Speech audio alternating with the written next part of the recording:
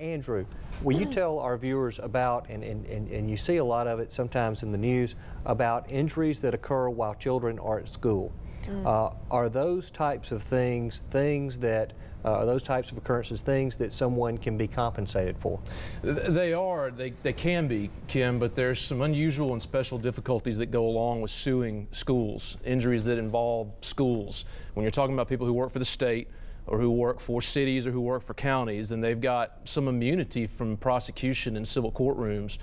Now, you can get around that under certain circumstances depending upon exactly what's happened to a child at a school. But what you got to be able to really show is that regulations were violated, that the law was violated, that policies that are internal to these schools were not followed the way that they were supposed to be. And let's talk, you brought up suing cities and suing counties. As we know, and we've talked to our viewers from time to time, if you've got a claim against a city or against a county, you must put them on notice. For a city, you must file a notice of claim within 6 months from the date of the accident or the injury. For a claim against a county or someone who works with the county, you have a year to file a notice of claim. Well, you know what? The same thing goes for the minor.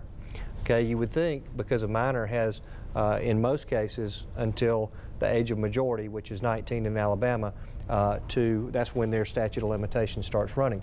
But if you don't file that notice of claim, if you as a parent or guardian don't file that notice of claim just as you would if you were injured, then the law is going to hold you and your child to that standard.